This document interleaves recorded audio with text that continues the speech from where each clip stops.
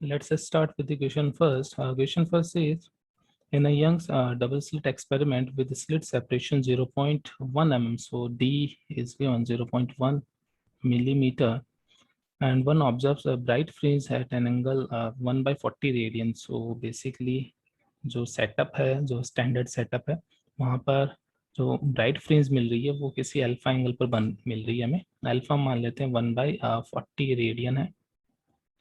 Using wavelength light of wavelength λ1, so λ1 के लिए suppose हमें यहाँ पर कोई ब्राइट फ्रिंज मिल रही है, and when the light of wavelength λ2 is used, a bright fringe is seen at the same angle in the same setup. So basically assume कर लेते हैं कि जो λ1 है उसकी यहाँ पर nth फ्रिंज मिल रही है, nth फॉर λ1, एंड जो दूसरी वेवलेंथ है लेट्स से वो λ2 हमें गिवन है, तो इसकी mth फ्रिंज यहाँ पर बन रही है। तो इनकी λ1 की nth और λ2 की mth फ्रिंज कोइंसाइड कर रही है सेम एंगल पर। So given that λ1 and λ2 visible range, तो हमें λ1 एंड λ2 फाइंड करना है। तो एंगुलर विड्थ का फॉर्मूला हमें पता है कि एंगुलर जो विड्थ होती है, angular width, fringe width, angular fringe width, वो बेसिकली λ/d होती है। तो हमारे केस में यहाँ पर n फ्रिंजेज है, तो मैं बोल सकता हूँ ये जो टोटल एंगल होगा alpha, that will be alpha will be 1/λ/d into n, and similarly angle होगा m इंटू λ2/d, ये λ1 होगा और ये λ2 होगा। सो यहाँ से हम लिख सकते हैं λ1 equals to d alpha by n, d की वैल्यू हमें गिवन है 0.1 mm इंटू अल्फा की वैल्यू 1/40 और n, इसे नैनोमीटर में कन्वर्ट कर लेते हैं, सॉल्व कर लेते हैं, ये आएगा 2500/n। एंड λ2 के लिए अगर मैं कैलकुलेशन करना चाहूँ तो सिमिलरली कैलकुलेशन होगी d alpha by m, and ये सिमिलर 2500/m, ये जो वैल्यू आएगी नैनोमीटर में आएगी। सो λ1 एंड λ2 2500/n और m।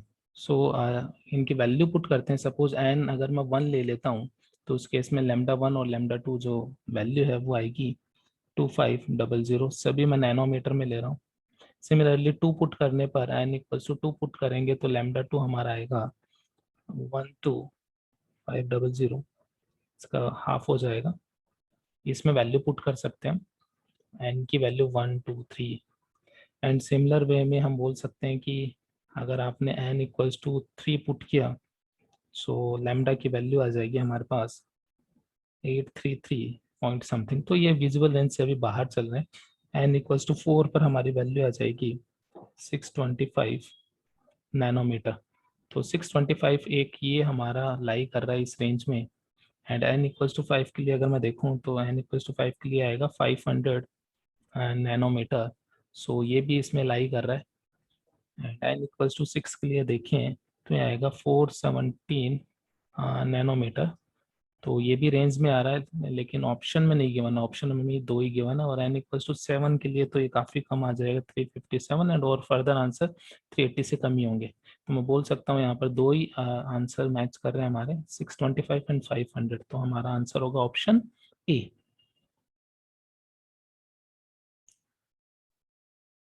Let's move to the next problem, question 2. So question 2 says, consider a Young's double slit experiment as shown in figure. What should be the slit separation D in terms of wavelength lambda such that first minima occurs directly in front of the slit? तो first minima हमें यहाँ मिलना चाहिए। First minima के लिए हमें पता है कि जो पाथ डिफरेंस होता है फर्स्ट मिनिमा के लिए वो λ/2 होता है। जनरल जो पाथ डिफरेंस होता है मिनिमा के लिए वो होता है 2n-1 λ/2, n की वैल्यू 1 पुट करेंगे तो ये आ जाएगा λ/2।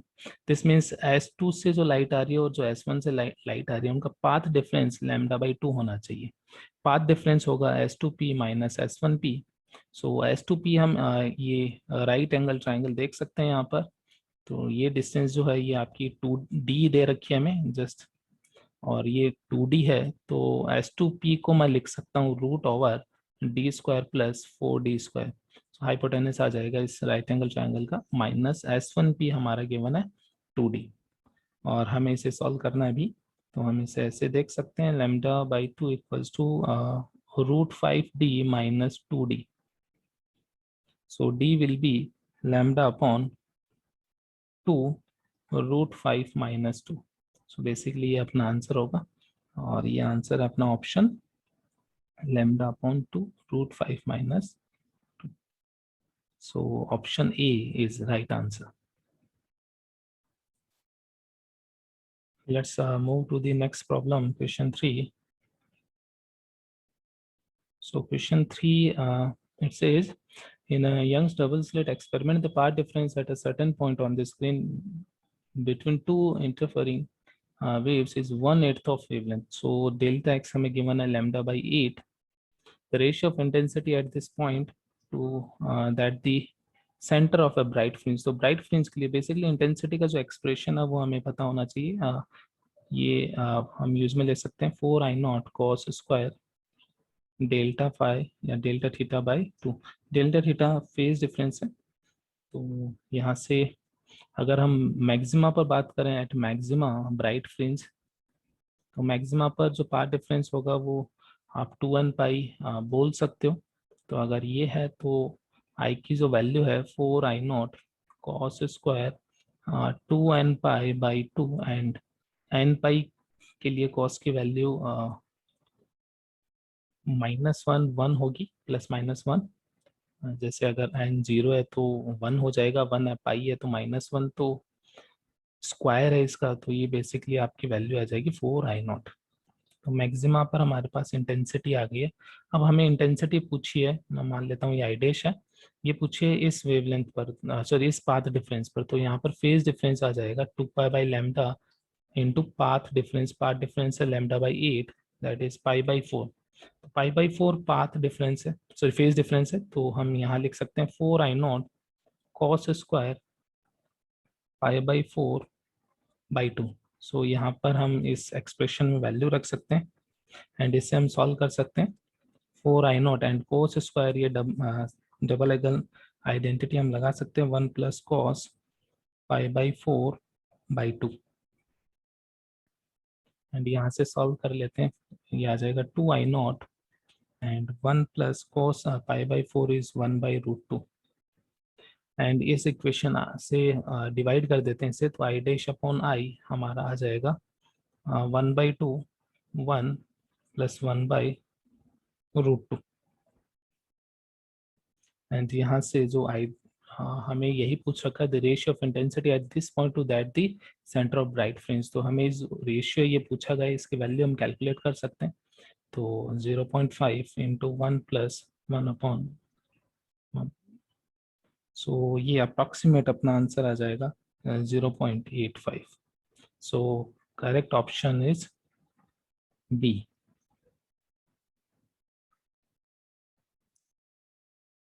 Let's move to the next problem, question number 4.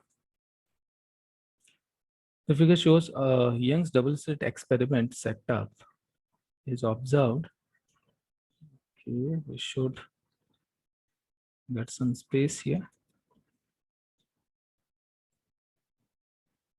So the figure shows a Young's double slit experiment setup. It is observed that when a thin transparent sheet of thickness T, refractive index mu, is put in front of one slit, the central maximum gets shifted by a distance equal to n fringe width. तो basically जो shift है वो हमारा आना चाहिए n beta. Beta is fringe width. If the wavelength of light used is lambda and t will be lambda, t will be basically t की value हमें calculate करनी है. तो शिफ्ट का फॉर्मूला हमें याद है 1 mu minus 1 t into d by d, that is shift due to slit. तो यहाँ पर जो शिफ्ट है वो हमें n बीटा गिवन है. Beta is fringe width lambda capital D upon small d, so we can write it t will be n lambda upon mu minus 1. So our answer is n lambda upon mu minus 1. Option C is correct option. Let's see the next problem, question 5. When the separation between two charges is increased, the electric potential energy of the charges. So basically जो potential energy expression रहता है ये रहता है K Q1 Q2 upon R. So यहाँ पर अगर हम बात करें आर के साथ प्रोपोर्शनलिटी तो वो इनवर्स प्रोपोर्शनल दिख रहा है, लेकिन जो चार्ज है वो पॉजिटिव नेगेटिव कुछ भी हो सकते हैं. लेट्स से अगर दोनों पॉजिटिव चार्ज है उस केस में ये जो टर्म है ये टर्म आपकी पॉजिटिव रहेगी, तो आर इंक्रीज करने पर यू आपका डिक्रीज करेगा. लेकिन अगर एक पॉजिटिव और एक नेगेटिव चार्ज है उस केस में ये ओवरऑल क्वांटिटी नेगेटिव हो जाएगी Q1 Q2, एंड उस केस में आर बढ़ाने पर आपका यू इंक्रीज करेगा because of the negative sign of Q1 and Q2. So it may increase or decrease. The correct option is D. Let's see the next problem, question 5. So question 5 says a particle of charge Q mass moves in a circle of radius r around an infinitely long line charge of linear charge density lambda then time period. So basically it is minus q charge and electric field of this wire is 2k lambda by r. So the force experienced by this charge will be towards center, and it is equals to q into e. So magnitude of charge I'm writing here 2k lambda upon r into k. I'm not including sign here. So यहाँ पर ये force आ जाएगा centre की तरफ, ये centre, तो centre की तरफ जो नेट फोर्स है that must be equals to mv square by R centripetal force.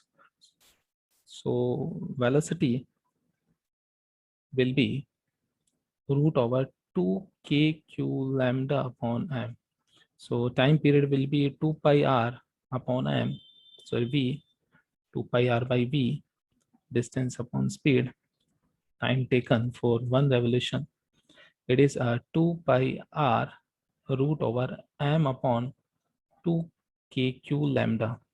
So in the option, let's see option 1, 2 pi r root m upon 2kq lambda. So option A is correct answer. Let's see the next problem, question 7. A sphere of radius 2r has uniformly charged density sigma rho. The difference in the electric potential at r equals to capital R and r equals to 0.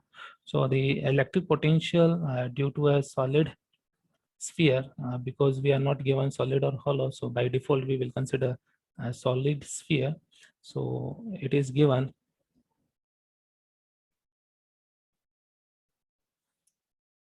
the potential V equals to KQ. Q is total charge of sphere, 3 capital R square minus small r square upon 2 capital R cube. This is the potential inside the solid sphere. So at center में बात करना चाहूँ तो Q को मैं लिख सकता हूँ, सॉरी R को हम 0 ले सकते हैं. So V at center R0, basically it will be 3 by 2 KQ by capital R, and at surface R equals to R we have to put small r equals to capital R, and in this case we will get 3r square minus r square upon 2r cube. So it will be kq by r, standard as answer, standard result. We can directly write it kq by r. So the difference between these two potentials, VR0 minus VR equals to R equals to 3 by 2 KQ by R minus 3 by 2 KQ by, sorry, KQ by capital R only. So it will be KQ by 2R. So this is our answer, but we have to change the variables. We are not given Q, we are given charge density. So total charge of sphere will be density into its volume 4 by 3 pi r cube. So we can replace Q with this, and K, the value of K is 1 over 4 pi epsilon naught and 1 by 2 r, and Q is rho 4 by 3 pi capital R cube. So it will be 4 pi will be cancelled out, and rho r square upon 6 epsilon naught, rho r square upon 6 epsilon naught. And when we have to check, we have calculated the difference between center and surface, and we are asked difference between surface and center. So V r minus V O will be minus rho r square upon 6 epsilon naught. So our answer is D, minus rho r square upon 6 epsilon naught. Let's check the next question. Question 8. Two spheres A and B of radii 17 centimeter each. तो basically दो sphere है, इनकी radius हमें given है 17 centimetre और 17 into 10⁻² metre, and इनके बीच में जो सेपरेशन है and having charge 1 and 2 coulomb. So basically Q1 हमें गिवन है 1 कूलम एंड Q2 हमें गिवन है 2 coulomb, separated by a distance 80 centimetre. तो इनके जो सेंटर के बीच की डिस्टेंस है वो हमें गिवन है 80 centimetre. The electric field at a point on the line joining the center of the two spheres is approximately 0 at some distance from the sphere A, and so ये basically sphere ए से ये ए है, ये sphere B है. Sphere ए से कुछ distance पर मान लेते हैं एक्स डिस्टेंस पर एक पॉइंट है जहां पर हमें गिवन है कि यहाँ पर फील्ड आपका 0 है. तो हमें ये पॉइंट की कैलकुलेशन पहले कर लेनी चाहिए, तो मैं इसकी कैलकुलेशन कर लेता हूँ. यहाँ पर जो फील्ड है ए स्फीयर का होगा के Q1 upon x square, and second sphere का होगा के Q2 अपॉन बेसिकली ये एल ले लेता हूँ मैं, तो L minus x square. So value put कर सकते हैं यहाँ पर. सो Q1 की वैल्यू हमारे पास है 1, ये X square equals to X की वैल्यू हमें कैलकुलेट करनी है, इट इज़ 2 अपॉन 80, इसे सेंटीमीटर में ही लेके चल रहा हूँ मैं. सो यहाँ से एक्स की वैल्यू हम कैलकुलेट कर सकते हैं और ये वैल्यू अप्रोक्सीमेटली आएगी 33.13 सेंटीमीटर. सो एक्स की वैल्यू यहाँ पर रूट लेकर हम सॉल्व कर सकते हैं, दोनों तरफ रूट ले लेंगे और ये वैल्यू आ जाएगी. नाउ हमें बोला गया है कि इस पॉइंट पर पोटेंशियल कितना होगा. तो पोटेंशियल की कैलकुलेशन हम ऐसे कर सकते हैं. इस पॉइंट पर जो ए स्फीयर इसका पोटेंशियल होगा के Q1 by x and B का होगा के Q2 by L minus x. ये वैल्यूज हमें पुट करनी है यहाँ पर. तो 9 इंटू 10⁻9 एंड Q1 1 दे रखा हमें, एक्स की वैल्यू 33.13 इंटू 10⁻², हमें मीटर में लेना है इसे, प्लस Q2 हमें 2 गिवन है एंड L माइनस एक्स ही आ जाएगा 80 माइनस 33.13 इंटू 10⁻². तो इसकी अप्रॉक्स वैल्यू हमें पूछी गई है. सो इसे हम कैलकुलेट कर सकते हैं और ये वैल्यू हमारी आएगी 6.56 into 10⁻10 volt. So this is our answer in option A. Let's check the next problem, question number 9. Electric potential at any point in a region is given by this. In this region, the magnitude of electric field. So basically, हमें electric field निकालना है electric potential से. ये हमें पता है minus delta V by delta X, I cap plus delta V by delta Y, J cap plus delta V by delta Z, K cap. So E will be minus the partial differentiation of V with respect to X will be 5, and I cap plus partial differentiation of this will be 3 with respect to Y, and with respect to Z it will be root 15. So magnitude of this field is root over 25 plus 9 plus 15, that is root 49 and 7. So answer is 7. Option D is correct. Let's check question number 10. Question 10 says a charge Q is uniformly distributed in a spherical volume of radius R. तो एक spherical volume है, charge Q है, radius R है. Solid sphere आप इसे consider कर सकते हो, solid sphere. अब particle of charge plus q and mass am projected with velocity v naught from the surface of the spherical volume to its center inside the smooth tunnel dug across the sphere.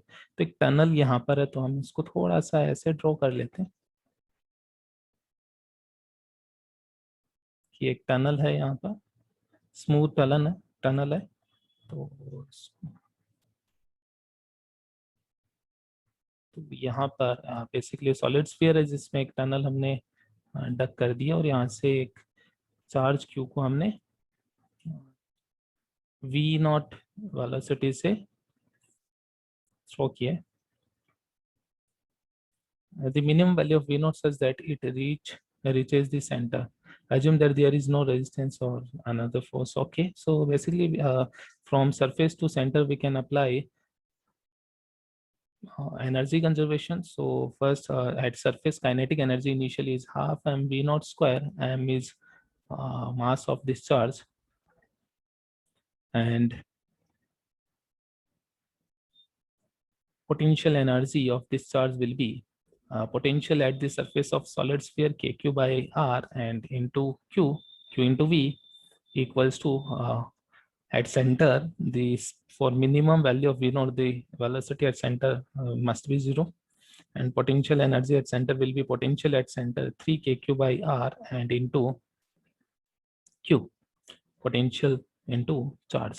So half m v naught square will be kqq upon 2r and v naught equals to root over kqq upon mr and we are given in epsilon naught, so v naught will be root over qq upon 4 pi epsilon naught mr. So correct answer is D.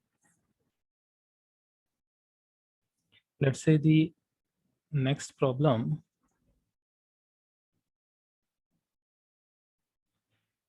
The semi-infinite insulating rod has linear charge density lambda, so we have infinite long wire and charge density is lambda. The electric field at point P, so basically P is here at a distance x from the wire just beside the and A.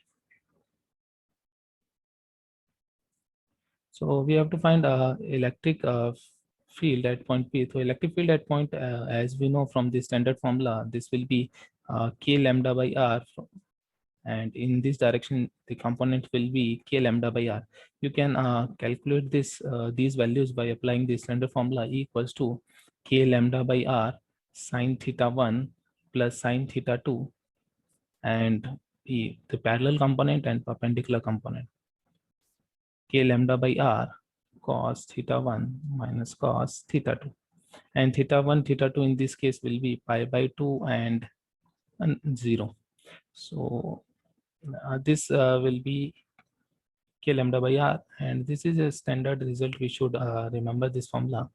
So net field will be in this direction, or this angle will be 45 because these two components are equal. So the value of net electric field is root 2 k lambda by r, resultant of these two components, and it will be root 2 lambda upon 4 pi epsilon naught r. So root 2 lambda upon 4 pi epsilon naught r is magnitude, and with AP is this vector AP A to P, so A to P is this vector, and electric field is in this direction. So angle between these two vectors is 45. So our answer is root 2 lambda upon 4 pi epsilon naught r at 45 degree with the AP. Option C is the correct answer. Let's see the next problem. Question 12. Four charges plus q minus q are placed in order on the four consecutive corners of a square of side A. तो एक square है जिसकी side A है and इसके जो corner है consecutive q minus q and minus q charge purchase कर रहे हैं. The work done in interchanging the position of any two neighboring charges of the opposite sign. तो बेसिकली यहाँ पर जो वर्क डन होगा वो चेंज इन पोटेंशियल एनर्जी होगा। तो इनिशियल पोटेंशियल एनर्जी कैलकुलेट कर लेते हैं। इनिशियल पोटेंशियल एनर्जी अगर मैं पेयर वाइज बात करूँ तो इस पेयर की जो एनर्जी आएगी वो के Q and minus Q upon A आएगी। एंड ऐसे ये पेयर भी यही बनेगा और सेम साइड वाले सेम पेयर बनेंगे, तो 4 पेयर ऐसे हम बना सकते हैं। एंड डायगोनल वाले जो पेयर है वो बेसिकली आप देख सकते हो क्यू एंड क्यू पॉजिटिव होगा इनका product, and minus Q and minus Q का भी प्रोडक्ट पॉजिटिव होगा। तो ये बन जाएगा के Q square upon √2a separation है और 2 टाइम्स। तो ये बेसिकली इनिशियल एनर्जी आ जाएगी हमारी 2k⁴ upon √2a minus 4k⁴ upon a। And final situation की बात करते हैं। फाइनल सिचुएशन में हमें दो नेबरिंग चार्ज को इंटरचेंज करना है। तो हम ऐसा कर सकते हैं कि सपोज ये सिस्टम था, ये चार्ज माइनस क्यू, ये चार्ज प्लस क्यू, एंड नीचे वाले दोनों को हम इंटरचेंज कर देते हैं। तो यहाँ माइनस क्यू आ जाएगा, यहाँ पर प्लस क्यू। एंड यहाँ पर पोटेंशियल एनर्जी देखें, इस पेयर की एनर्जी देखें तो it will be k⁴/a because both are minus Q charge, multiplication of this will be q²। And similarly, this potential energy for this pair will be k minus q²/r। एक positive charge है, एक negative charge है। इस pair के लिए आ जाएगी k⁴/r and इस pair के लिए एनर्जी आएगी k⁴/r negative. Basically r we are given a, sorry. So यहाँ पर हम देख सकते हैं कि ये जो टोटल जो साइड वाले पेयर की एनर्जी है उनका सम जीरो हो जाएगा, जितने नेगेटिव है उतने ही पॉजिटिव है। एंड डायगोनल की अगर हम बात करें तो डायगोनल के लिए कैलकुलेशन कर सकते हैं अपोजिटली जो प्लेस्ड है ये। तो यहाँ पर जो एनर्जी आएगी वो आ जाएगी minus k⁴ upon √2a। And similarly इसकी भी सेम एनर्जी आएगी नेगेटिव में, तो मैं इसको डबल कर देता हूँ। हमें वर्क डन पूछा है, तो वर्क डन हमारा होगा चेंज इन पोटेंशियल एनर्जी। तो final energy minus initial energy, final energy minus 2k⁴ upon √2a and minus initial हम करेंगे तो 2k⁴ upon √a mine plus 4k⁴ upon a। हमने सब्ट्रैक्ट कर दिया इनिशियल को, सो it will B minus 4k⁴ upon √2a plus 4k⁴ upon a। Common ले लेते हैं, k की वैल्यू 1/4πε0, q/a भी कॉमन आ जाएगा एंड हमारे पास बचेगा 4 माइनस 4/√2 एंड 4/√2 को हम लिख सकते हैं 2√2। तो हमारा जो ऑप्शन है इसमें 4 minus 2√2, so correct answer will be C. Let's move to the next problem. Question 13. Two large insulating plates both uniformly charged in such a way that the potential difference between them is delta V equals to 20 volt. The plates are separated by this distance. An electron is released from rest on the inner surface of plate 1. What is the speed when it hits plate 2? तो plate 2 को जब hit करेगा, basically यहाँ पर भी हम energy conservation लगा सकते हैं। तो जो पोटेंशियल एनर्जी का चेंज होगा बेसिकली वही आपका काइनेटिक एनर्जी में कन्वर्ट होगा, एंड पोटेंशियल एनर्जी का चेंज होगा Q into delta V and it is equals to delta K. Q हमें चार्ज ऑफ इलेक्ट्रॉन हम E ले लेते हैं लेट्स से, और डेल्टा वी हमें क्वेश्चन में गिवन है एंड ये आ जाएगा half M v² minus initial 0 है क्योंकि रिलीज किया। सो वेलोसिटी हमारे पास आ जाएगी 2e delta V by M का रूट। सो ये कैलकुलेट कर सकते हैं हम। 2e की वैल्यू 1.6 इंटू 10⁻⁻19, डेल्टा वी 20 हमें गिवन है upon mass 9.1 into 10⁻31 kg electron का मास। जब हम इसे सॉल्व करेंगे तो हमारी वैल्यू आ जाएगी 2.65 इंटू 10⁻6 मीटर पर सेकेंड। तो ये बेसिकली हमारा आंसर होगा इसमें, D answer. Let's move to the next problem, question 14. An electric dipole has fixed dipole moment P which makes theta with respect to x-axis. So basically हमारे पास एक dipole है जो कि ऐसे रखा है, x एक्सिस से थीटा एंगल पर है, P इसका डाइपोल मोमेंट है। When subjected to an electric field E I cap, so basically I cap में हम एक इलेक्ट्रिक फील्ड अप्लाई कर रहे हैं यहाँ पर E, It experiences torque tau के, बेसिकली के डायरेक्शन में टाउ इस पर लगेगा, क्रॉस प्रोडक्ट जो आएगा पी क्रॉस ई। तो जो टॉर्क लगता है वो आपका लगेगा पी क्रॉस ई। सो यहाँ पर पी क्रॉस ई इनवर्ड आ रहा है, इनवर्ड के कैप हम ले सकते हैं। When subjected to another electric field, it experience a torque this minus of this, then angle theta हमें कैलकुलेट करना है। तो हम मैग्नीट्यूड वाइज अगर बात करें तो दोनों टॉर्क का मैग्नीट्यूड इक्वल होगा। तो इक्वल होगा तो दोनों टॉर्क का मैग्नीट्यूड इक्वल है, तो मैं लिख सकता हूँ कि पी ई 1 साइन थीटा, जो कि ये फॉर्मूला है मैग्नीट्यूड के लिए, P E sine theta, and initially जो एंगल है वो हमें थीटा गिवन है। एंड दूसरा, अगर हम दूसरा डाइपोल लें तो दूसरे डाइपोल के लिए हमें बोल रखा है कि when subjected to another electric field, तो दूसरा इलेक्ट्रिक फील्ड अगर हम देखें यहाँ पर, तो अगर मैं दूसरा इलेक्ट्रिक फील्ड, ये पी है लेकिन इस बार इलेक्ट्रिक फील्ड आप देख सकते हो जे कैप में आ गया। तो जो एंगल है बेसिकली इनके बीच में, पहले ये एंगल थीटा था, तो ये जो एंगल है ये 90 माइनस थीटा होगा। तो यहाँ पर मैं लिख सकता हूँ पी एंड देन E2, और यहाँ पर साइन 90 माइनस थीटा। तो बेसिकली फील्ड चेंज करने पर आपका जो एंगल है वो चेंज हो जाएगा। ठीक है। सो मैग्नीट्यूड मैंने इक्वल कर दिया क्योंकि मैग्नीट्यूड इक्वल दे रखे हैं, डायरेक्शन अपोजिट है। So E1 sine theta will be E2 sine 90 minus theta cos theta. So tan theta will be E2 by E1, and E2 by E1 अगर देखें तो ये हमें गिवन है √3 E1 by E1, that is √3। So theta is 60 degree, क्योंकि 30 √3 value 10 की 60 degree के लिए होती है, तो अपना आंसर हो जाएगा D. Let's see the next problem, question 15। The curve shown in figure represents the distribution of potential along the straight line and joining the two curves Q1 and Q2, two charges Q1 and Q2 separated by a distance r. Then which of the following statements are correct? तो basically हमें correct statement निकालना है। हमें पता है कि कोई भी चार्ज है अगर उसके पास में किसी भी पॉइंट चार्ज के पास में जो इलेक्ट्रिक फील्ड होता है, पॉइंट चार्ज का जो इलेक्ट्रिक फील्ड है वो होता है r डिस्टेंस पर के क्यू बाय आर स्क्वायर।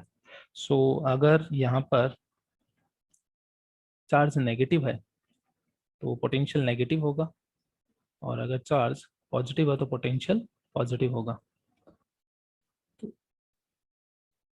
तो अगर दूसरा चार्ज भी मैं इंट्रोड्यूस कर दूं यहाँ पर, तो दूसरा चार्ज सपोज मैंने यहाँ इंट्रोड्यूस कर दिया Q2, ये सपोज Q1 है, एंड मैं इस पॉइंट पर बात कर रहा हूँ।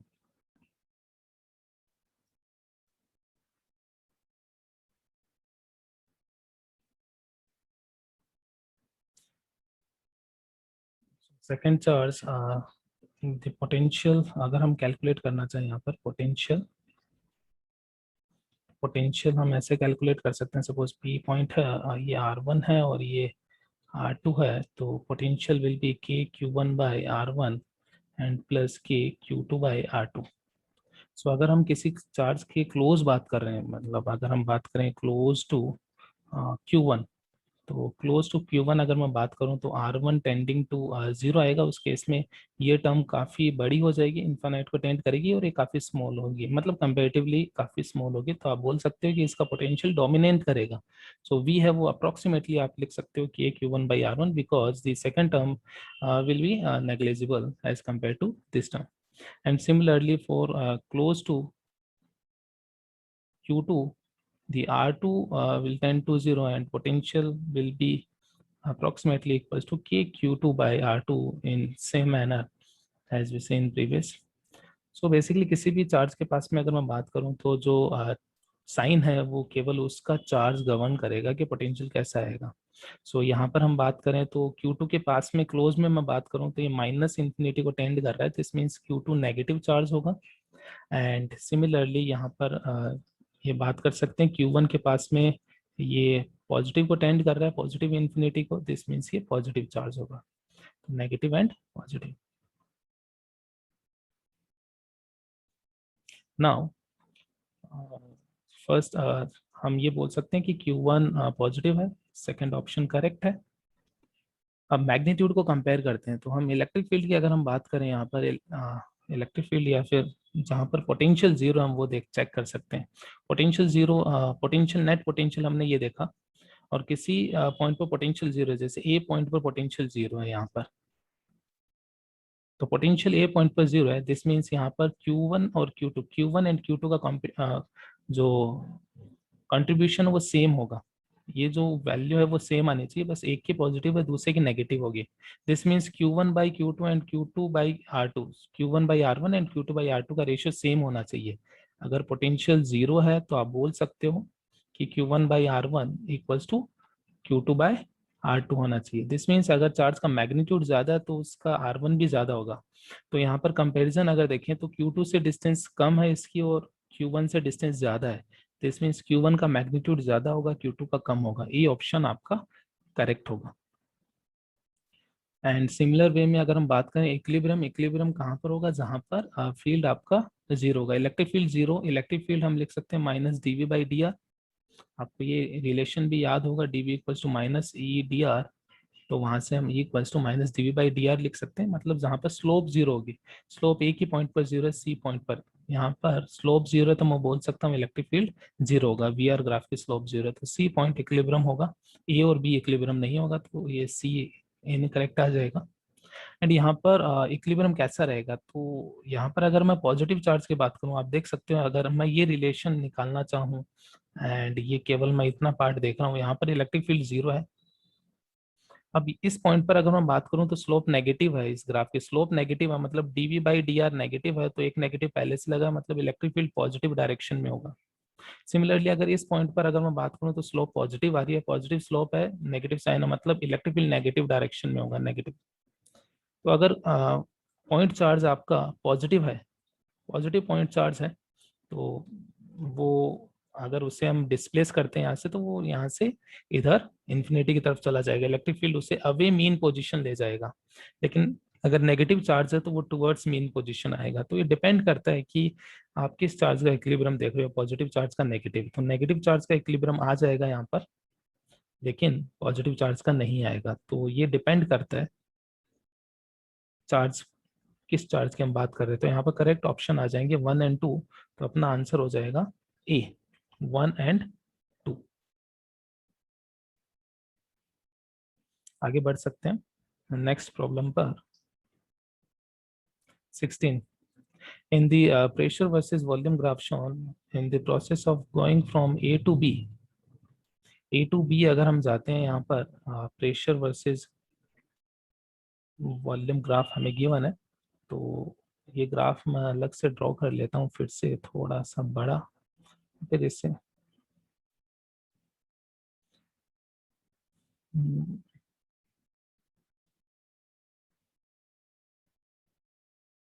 सो यहाँ पर प्रेशर वर्सेस वॉल्यूम ग्राफ हमें गिवन है, प्रेशर और वॉल्यूम की ऐसा यूनिट गिवन है। In the process of going from A to B 60 joule heat is added.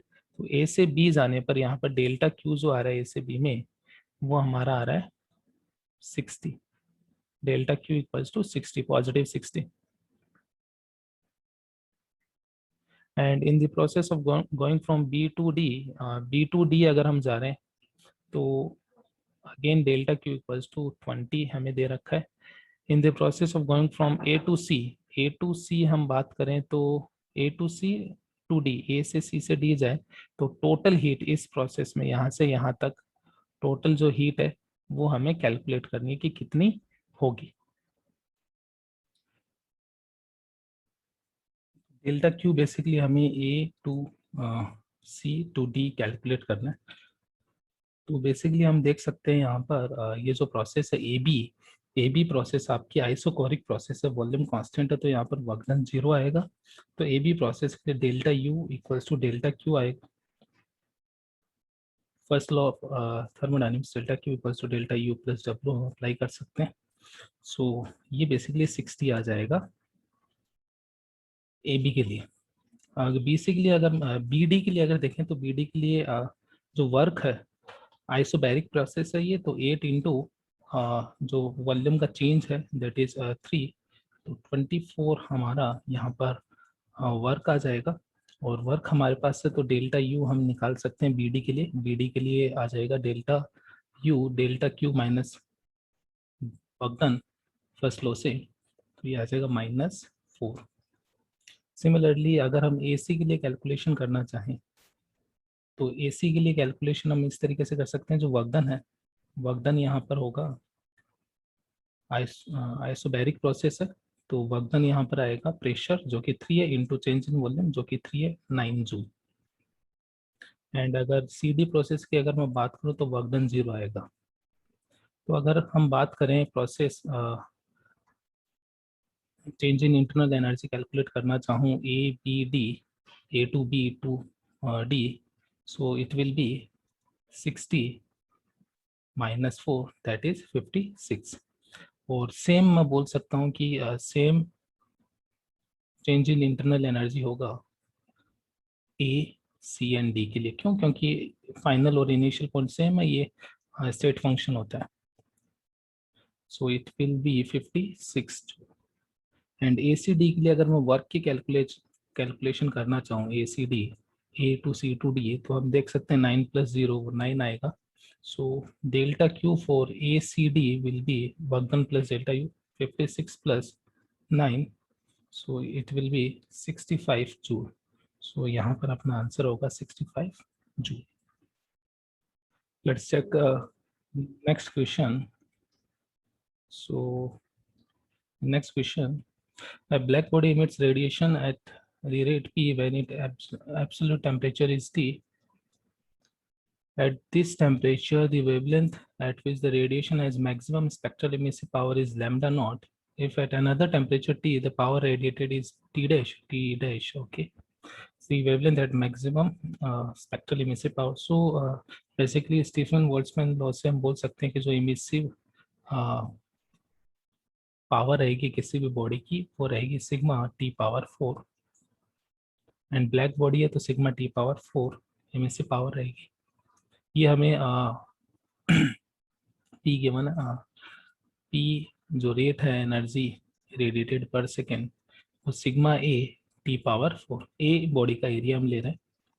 अगर टेम्परेचर चेंज कर देंगे तो ये पावर इस तरीके से चेंज हो जाएगी T⁴।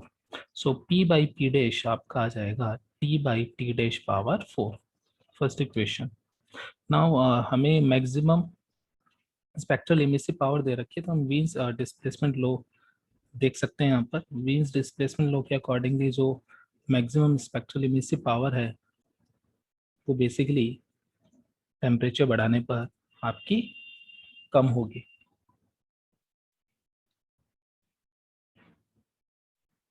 So the Wien's displacement law is lambda t equals to b. B is Wien's constant. So basically जो वेवलेंथ होती है वो टेम्परेचर के इन्वर्सली प्रोपोर्शनल होती है। तो हम बोल सकते हैं λ1 पहले में λ0 हमें गिवन है एंड देन हमें λ0/2 गिवन है। इन दोनों का रेशियो जो होगा T'/T होगा, टेम्परेचर का इन्वर्स रेशियो।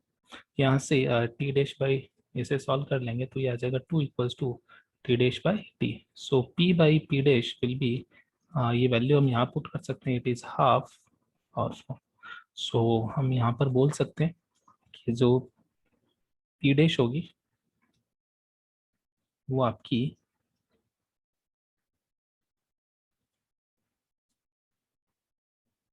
P' को हम लिख सकते हैं 2⁴ that is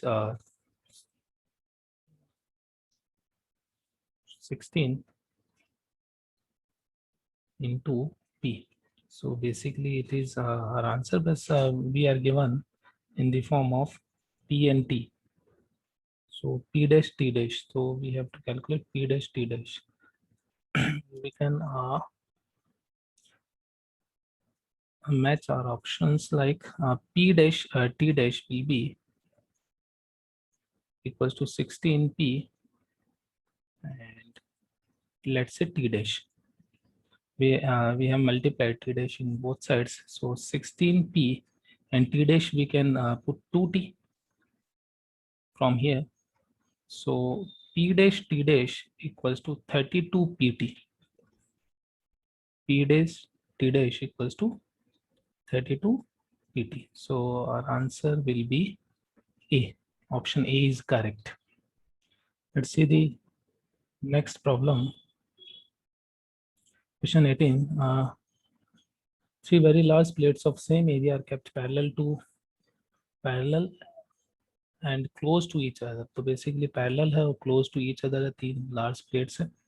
They are considered as ideal black surface. Okay, and they have very high thermal conductivity. The first and third plates are maintained at temperature 2T and 3T. इन दोनों का temperature हमने 2T and 3T maintain किया.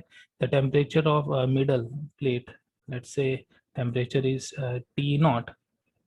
सो हमें इसका temperature निकालना है steady state में. Steady state का मतलब है कि यहाँ से जो एनर्जी आ रही होगी इन प्लेट से, तो ये एनर्जी बेसिकली इसके पास आ रही होगी और ये कुछ मिडल वाली प्लेट भी कुछ इमिट कर रही होगी दोनों तरफ से. तो जितना ये एब्जॉर्ब कर रही होगी उतना ये इमिट कर रही होगी अगर इसका टेम्परेचर कांस्टेंट है. मतलब इमिशन और एब्जॉर्प्शन की जो पावर वो सेम होनी चाहिए. तो एब्जॉर्प्शन की पावर अगर मैं देखूं तो एब्जॉर्प्शन की पावर होगी, परफेक्टली ब्लैक बॉडी है तो सभी रेडिएशन ये एब्जॉर्ब करेगी. तो मैं एक साइड का एरिया ए मान रहा हूँ इसमें. तो इस प्लेट से 2T से जो इमिट होगी वो होगी सिग्मा ए 2T पावर 4 प्लस 3T से जो इमिट होगी that is sigma A 3T power 4. ये बेसिकली टोटल इन दोनों से रेडिएटेड है जो कि इंसिडेंट होगी मिडल प्लेट पर. अब मिडल प्लेट पर ये पूरी एब्जॉर्ब कर लेगी क्योंकि ब्लैक बॉडी है. ये होनी चाहिए emissive power of this middle plate. तो मिडल प्लेट की अगर मैं बात करूं तो ए एरिया इधर है, ए एरिया इधर है, तो ये 2A से इमिट कर रहा होगा. तो मैं इसे लिख सकता हूँ sigma 2A T not power 4. तो इसे सॉल्व कर सकते हैं. Sigma A T power 4 cancel out हो जाएगा. 2 पावर 4 2T पावर 4 मतलब इसे हम लिख सकते हैं 16T power 4 plus 81T power 4 equals to 2T naught power 4. ये हम लिख सकते हैं 697T power 4 equals to 2T naught power 4. So T naught will be 97/2 power 1/4 T. तो हमारा जो T naught है वो 97/2 पावर 1/4 इंटू T. ऑप्शन हमारे यहाँ पर मैच कर रहा है सी. सी ऑप्शन हमारा करेक्ट ऑप्शन है यहाँ पर. आगे बढ़ते हैं. Question 19. 1 kg water of specific heat 1 calorie पर ग्राम डिग्री सेल्सियस. मतलब 1 kg 1000 ग्राम हम कंसिडर कर सकते हैं इसे. kept in a container at 10 degree Celsius. Okay, if basically ये कंटेनर है, इसमें ये हमने रखा है 1000 ग्राम और इनिशियल टेम्परेचर जो है वो है आपका 10 degree Celsius. If 500 gram of ice at 0 degree Celsius is also is required to cool down the water from 10 degree Celsius to 0 degree Celsius. तो ये 10 से 0 में कब आएगा? 0 डिग्री सेल्सियस. जब हम इसमें ऐड करेंगे कुछ ice, 500 gram ice at 0 degree Celsius, तब ये फाइनल सिस्टम का टेम्परेचर जो फाइनल है वो आपका 0 डिग्री सेल्सियस हो जाएगा. तो हमें पूछा वाटर इक्विवेलेंट ऑफ कंटेनर. तो वाटर इक्विवेलेंट मैं m मान लेता हूँ कंटेनर का. तो इनिशियली आप देख सकते हो आपके पास में 100 प्लस तो 1000 प्लस m ग्राम वाटर है. वाटर क्योंकि इसका वाटर इक्विवेलेंट है, मैं तो इससे हम वाटर मान सकते हैं एट 10 डिग्री सेल्सियस. प्लस हमने मिक्स किया इसमें 500 gram ice at 0 degree Celsius. और फाइनल जो हमें मिला यहाँ से आउटकम वो मैं बोल सकता हूँ कि टोटल 1500 तो वाटर आ जाएगा प्लस m वाटर इक्विवेलेंट इसका कंटेनर का. इतना ग्राम हमारे पास वाटर रहेगा एट 0 डिग्री सेल्सियस. तो इस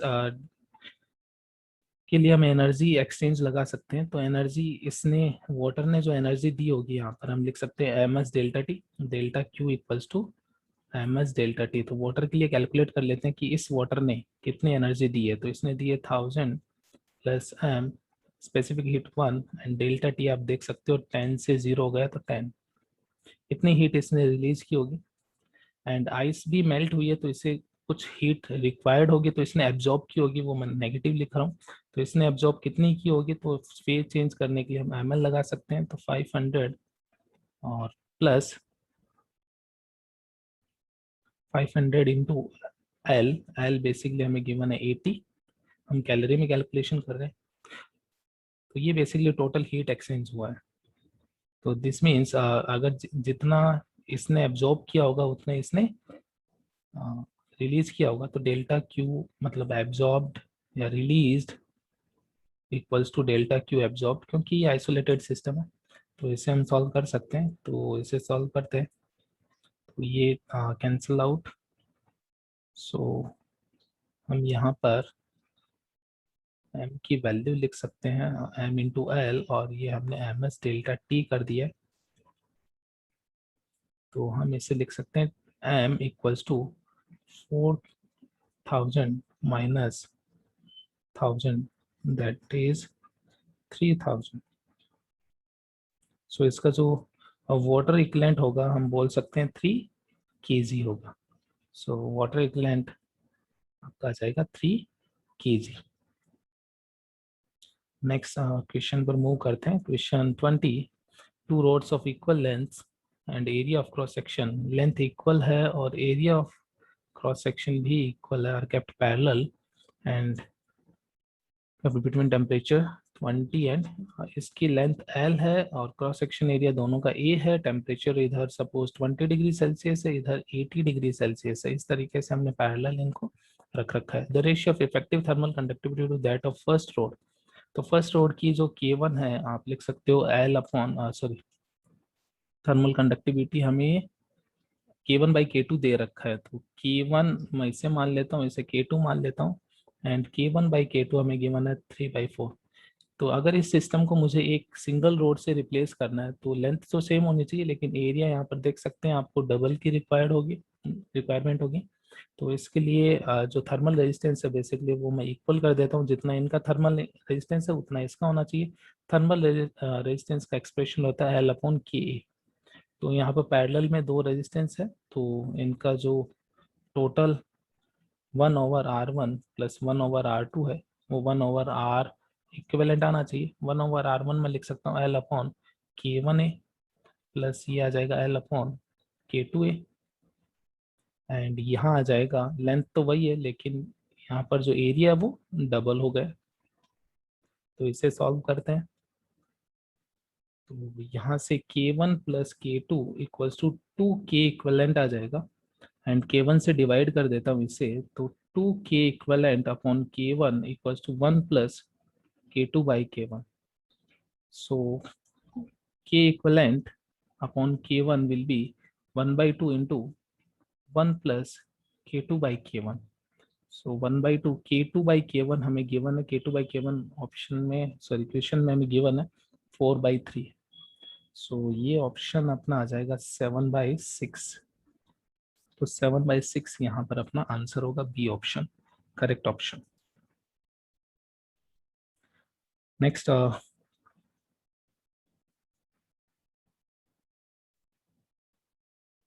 नेक्स्ट क्वेश्चन देखते हैं क्या बोलता है हमें। Next question 21, four charges are placed at the corner of a square of side L as shown the charge at P। So P पर जो चार्ज है plus Q is in equilibrium, then Q/Q का ratio हमें पूछा है।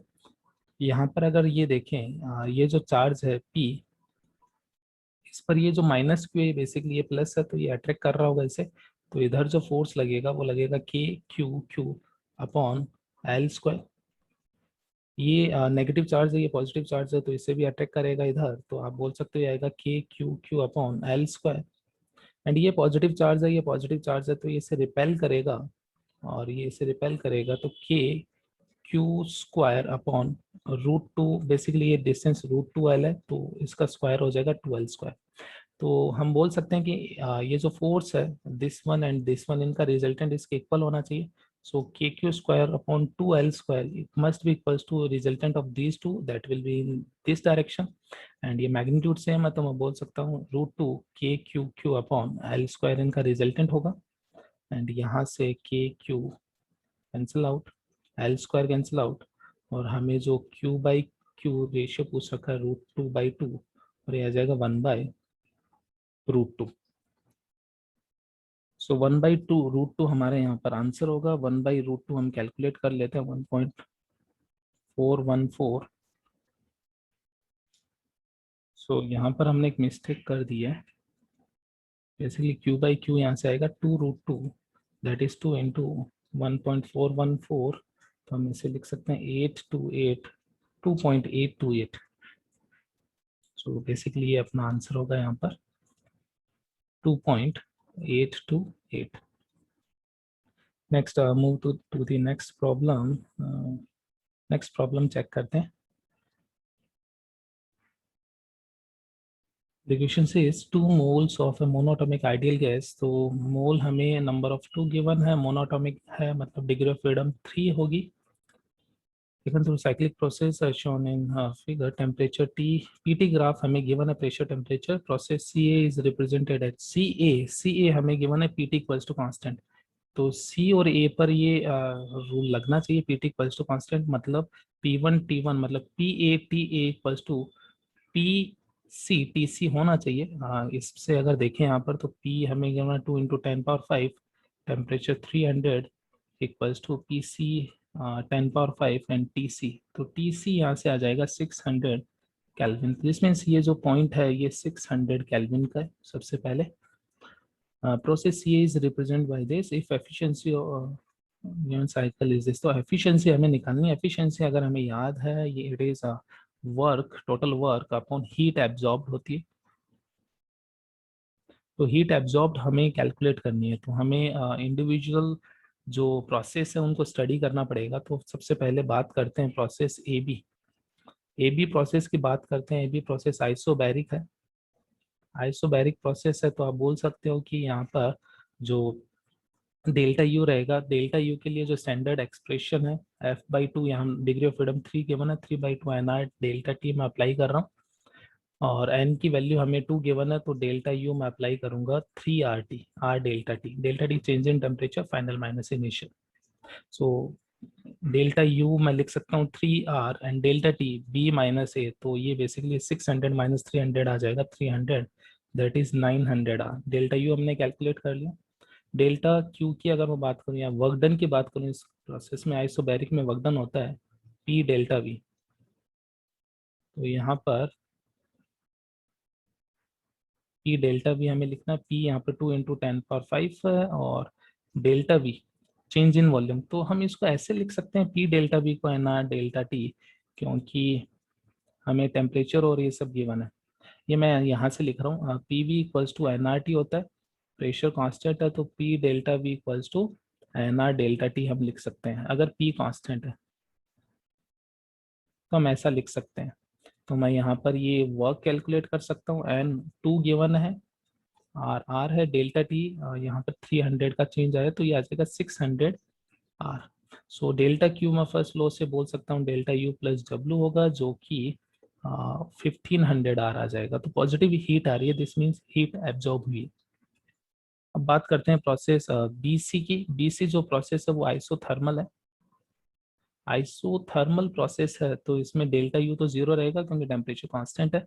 तो delta Q basically work done के equal होगा और वर्क डन यहाँ पर होता है NRT ln V2/V1 या P1/P2। हमें प्रेशर गिवन है तो मैं P1/P2 कर देता हूँ। सो हम वर्क डन या डेल्टा क्यू को लिख सकते हैं NRT। सो N और R की वैल्यू, बेसिकली N की वैल्यू हमें 2 गिवन है, R है, T टेम्परेचर की अगर मैं बात करूँ तो 600 है तो ये आ जाएगा 1200R ln एंड P1/P2। यहाँ प्रेशर ये है 2 इंटू 10⁵ और C पर 10⁵ है तो ये 2 आ जाएगा इनका रेशियो। तो ये वर्क डन भी पॉजिटिव है, हीट पॉजिटिव है मतलब एब्जॉर्ब हुई है। अब बात करते हैं नेक्स्ट प्रोसेस आपकी CA प्रोसेस। तो CA प्रोसेस के लिए हमें गिवन है PT इक्वल्स टू कांस्टेंट। तो PT इक्वल्स टू कांस्टेंट है तो इस प्रोसेस को थोड़ा सा सिंप्लीफाई कर लेते हैं। PV इक्वल्स टू NRT की हेल्प से। PV इक्वल्स टू NRT अगर मैं लूँ तो T को मैं प्रोपोर्शनल है बेसिकली PV के, तो मैं यहाँ कर देता हूँ, केवल प्रोपोर्शनलिटी देख रहा हूँ क्योंकि ये तो कांस्टेंट है। तो T को इसको आप लिख सकते हो P² V equals to constant T को हमने लिख दिया पीवी, एंड इसे लिख सकते हैं P V power half equals to constant, root ले लिया अगर, तो ये बेसिकली पॉलीट्रॉपिक प्रोसेस है, P V power N equals to constant. तो हम इसके लिए जो वर्क डन है वो लिख सकते हैं N R T one minus N R T two upon N minus, ये वर्क डन आ जाएगा यहाँ पर। इस वर्क डन को अगर देखें तो ये वर्क डन हमारा, हमें केवल साइन कैलकुलेट करना है, इसे एन आर डेल्टा टी, तो यह जाएगा 2r and T1 minus T2, C से A गए हैं तो T1 माइनस T2 300 आ जाएगा, और upon half minus 1, so it will B minus half, तो माइनस एंड 1200 आर, ये बेसिकली वर्क आ जाएगा इस प्रोसेस में, CA प्रोसेस में वर्क। एंड डेल्टा यू की अगर मैं बात करूं तो डेल्टा यू आप देख सकते हो टेम्परेचर यहाँ पर कम हो रहा है, 600 से 300 जा रहा है, तो ये नेगेटिव आएगा, और वर्क डन भी नेगेटिव है, तो डेल्टा क्यू भी इसमें नेगेटिव आएगा, डेल्टा क्यू भी नेगेटिव आएगा। क्यों? क्योंकि डेल्टा यू और वर्क दोनों नेगेटिव है, तो इनका सम भी नेगेटिव होगा। तो मैं बोल सकता हूँ कि हीट इसमें एब्जॉर्ब होगी जिसकी कैलकुलेशन रिक्वायर्ड नहीं है, कैलकुलेशन नहीं चाहिए हमें डेल्टा यू की। क्यों? क्योंकि हमें केवल हीट एब्जॉर्ब चाहिए।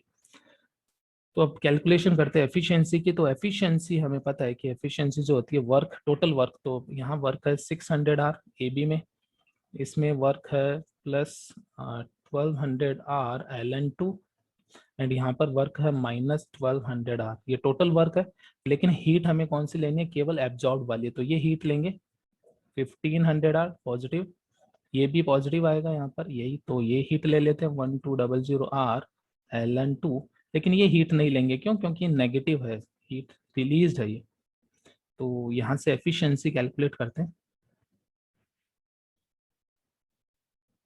सो एफिशिएंसी ईटा मैं लिख सकता हूँ, यहाँ से आ जाएगा 1200 R L N two minus 600 R, नीचे हम लिख सकते हैं 500 R plus 1500 sorry, and 1200 R L N two, quantity cancel हो रही है, आर कैंसिल आउट हो जाएगा, एंड 00 ये 100 से कैंसिल आउट हो जाएगा, एंड 4 से भी 3 से डिवाइड कर सकते हैं, तो 4 L N two minus 2 upon 3 से करें तो 5 प्लस 4 एल एन टू। तो हमें क्वेश्चन में जो फॉर्म गिवन है उसकी हम बात करते हैं, 1 माइनस समथिंग हमें गिवन है, तो 1 माइनस कैसे इसे कन्वर्ट करेंगे? तो 1 के लिए हम ऐसे कर सकते हैं, ये 4 एल एन टू प्लस 5 है, तो यहाँ 4 एल एन टू तो है लेकिन प्लस 5 लाना है, तो plus 5 minus 2 and minus 5, 5 add और सब्ट्रैक्ट कर दिया तो कोई चेंज नहीं आएगा, तो ये आ जाएगा 4 L N two plus 5 upon 4 L N two plus 5, and ये आ जाएगा -7 upon 4 L N two plus 5, 1 minus 7 over 4 L N two plus 5, and यहाँ पर हमें गिवन है क्वेश्चन में, यहाँ 4 की जगह 12, और मतलब 4 3 से मल्टीप्लाई किया, तो 3 से मल्टीप्लाई कर देते हैं, तो 1 माइनस 3 से मल्टीप्लाई करेंगे 21, नीचे 12 एल एन टू प्लस 15, तो गिवन फॉर्म आ गई है, दिस मीन्स ये जो वैल्यू है ये 21 हमारा यहाँ पर आंसर होगा। तो इस क्वेश्चन में अपना आंसर आ जाएगा x equals to 21। Let's check next question, question number 23. The efficiency of a Carnot cycle हमें given है 0.6। efficiency होती है आपकी work upon heat absorbed, मतलब अगर Carnot इंजन है, ये Q1 हीट ले रहा है एंड W वर्क परफॉर्म कर रहा है, तो कुछ सिंक को ये ट्रांसफर करेगा Q2, तो मैं बोल सकता हूँ इसमें केवल हीट हमें ये लेनी है, एंड Q1 जो होगा वो Q2 प्लस W होगा, तो 0.6 इक्वल्स टू, हमें वर्क डन पूछा है बाय द इंजन, तो हम हीट रिजेक्ट हमें गिवन है 20 जूल, तो Q2 हमें 20 गिवन है, सो Q1 को मैं लिख सकता हूँ 20 प्लस वर्क, सो ये आ जाएगा W अपॉन 20 प्लस W, तो ये क्रॉस मल्टीप्लाई कर देते हैं, ये आ जाएगा 12 plus 0.6 W equals to W, so W will be 12 upon 0.4, and ये अगर देखें तो ये आ जाएगा हमारा 30, सो जो वर्क डन है वो 30 जूल आंसर उतना होगा। Let's see the next problem, question 24. Inner surface of cylindrical cell of length L and of material, तो यहाँ पर हमें लेंथ L गिवन है, मटेरियल कंडक्टिविटी K गिवन है, कांस्टेंट टेम्परेचर T1 है inner surface and outer surface T2 पर given है such that T1 greater than T2। Okay, inner से आउटर की तरफ रेडियली आउटवर्ड ऐसे हीट फ्लो हो रही होगी इसमें, radially outward heat flows from inner to outer surface radii outward. Inner and outer radii of the shell are 2r. Due to lack of space, this cylinder has to be replaced by a smaller cylinder of length half, मतलब L by 2, inner and outer radius this, and the thermal conductivity of material this. If the rate of outward heat flow remains same for the same temperature of inner and outer surface T1 and T2, then find the value of n की value हमें निकालनी है, इसे replace करना एक similar cylinder से, मतलब उसके पैरामीटर्स लेंथ और रेडियस चेंज है, कंडक्टिविटी चेंज है, तो बेसिकली रेजिस्टेंस दोनों का सेम होना चाहिए। तो पहले इसका थर्मल रेजिस्टेंस कैलकुलेट कर लेते हैं। तो थर्मल रेजिस्टेंस जो कैलकुलेट करना पड़ेगा, तो हमें यहाँ पर एक एलिमेंट लेना पड़ेगा। सपोज मैं यहाँ पर आर रेडियस का, स्मॉल आर रेडियस का एक छोटा सा सिलेंडर ले लेता हूँ। तो मैं क्या कर रहा हूँ, यहाँ पर एक सिलेंडर ले रहा हूँ, एक एलिमेंट मेरा, ये जो सिलेंडर है, जो एलिमेंट मैंने लिया, इसकी रेडियस आर है और इसकी जो थिकनेस है यहाँ पर, कितना थिक लिया हमने इसे, डी आर थिक लिया, इसकी जो थिकनेस है वो डी आर है। हीट आपकी फ्लो हो रही होगी आउटवर्ड इस तरीके से, तो आप इसका जो रेजिस्टेंस है, जो रेजिस्टेंस होता है थर्मल रेजिस्टेंस एल अपॉन के, उसके हम हेल्प ले सकते हैं। तो इसका जो स्मॉल थर्मल रेजिस्टेंस है वो आ जाएगा एल, जो कि डी आर होगी, के इसकी थर्मल कंडक्टिविटी और ए इसका जो सरफेस एरिया 2 पाई आर एल। इसे इंटीग्रेट कर देंगे तो टोटल रेजिस्टेंस आ जाएगा R1 से R2। तो टोटल जो रेजिस्टेंस है, इसे मैं स्मॉल लिख देता हूँ, R1 से R2। तो यूनिवर्सल जो फॉर्मूला ये आ जाएगा K upon, sorry 1/K 2 pi L ln R2 by R1। तो ये बेसिकली एक्सप्रेशन है रेजिस्टेंस का। तो हमें बेसिकली ये बोला गया है कि हमें रिप्लेस करना है तो सेम रेजिस्टेंस होना चाहिए इसका। तो फर्स्ट का जो रेजिस्टेंस है वो आ जाएगा 1 ओवर थर्मल कंडक्टिविटी हमें गिवन है फर्स्ट के लिए, K गिवन है 2 पाई L ln R2, जो बाहर वाली रेडियस है वो 2r है और अंदर वाली रेडियस r है। तो ये पहले के लिए हमें दे रखा है। दूसरे के लिए अगर मैं देखूं तो उसके लिए सेम ये कंडक्टिविटी आ जाएगी n के, एंड 2 पाई लेंथ हमें दे रखी है इसकी L by 2 and ln and R2, बाहर वाली रेडियस r और अंदर वाली रेडियस r by 4। तो इसे सॉल्व कर सकते हैं, जो कॉमन टर्म्स है वो कैंसिल आउट हो जाएगी, 2 पाई एल एंड के, यहाँ से k and 2 pi L cancel out हो जाएगा। तो ln 2 इक्वल्स टू ये आ जाएगा 2 by n ln 4, ln 2 equals to 2 by n 2 ln 2, so n will be 4। तो यहाँ पर अपना जो आंसर होगा वो n इक्वल्स टू 4 होगा। Let's check the last question of the paper. Two rigid boxes containing different ideal gases are placed on table box. A contains 1 mole of nitrogen at temperature T0, while B box contains 1 mole of helium at temperature this. The boxes are then put into thermal contact with each other and heat flows between them until the gases reach the common final temperature. Find the value of T final, जो final temperature है, and T not. तो basically यहाँ पर देखिए isolated आपको container given है, जैसे पहला हमें गिवन है जिसमें 1 mole of nitrogen eight T not. तो इसकी जो इंटरनल एनर्जी होगी, नाइट्रोजन बेसिकली आपकी डायटोमिक गैस है N2। तो N2 गैस की अगर मैं बात करूँ तो 5/2 डिग्री ऑफ फ्रीडम, U के लिए जो एक्सप्रेशन है 5/2 nRT होता है। तो 5/2 number of mole 1 R and इसका temperature T naught. So initial nitrogen की जो एनर्जी है वो आ जाएगी 5/2 RT नॉट। सिमिलरली अगर हीलियम के लिए मैं बात करूं तो हीलियम इनर्ट गैस है, मोनोटॉमिक गैस है, तो इसकी जो एनर्जी आएगी वो आ जाएगी 3/2, डिग्री ऑफ फ्रीडम 3 होती है।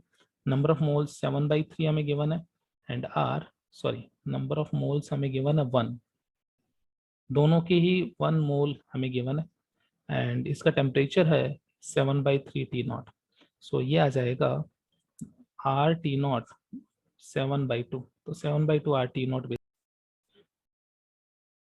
सो फाइनल में अगर हम बात करें मिक्सर की, तो मिक्सर में टेम्परेचर सपोज टी फाइनल हो गया, तो यहाँ पर फाइनल एनर्जी जो रहेगी नाइट्रोजन की रहेगी 5/2 एंड 1 है आर, और टी फाइनल प्लस हीलियम की रहेगी 3/2, डिग्री ऑफ फ्रीडम इसकी F3 है, एंड 1 है आर और टी फाइनल।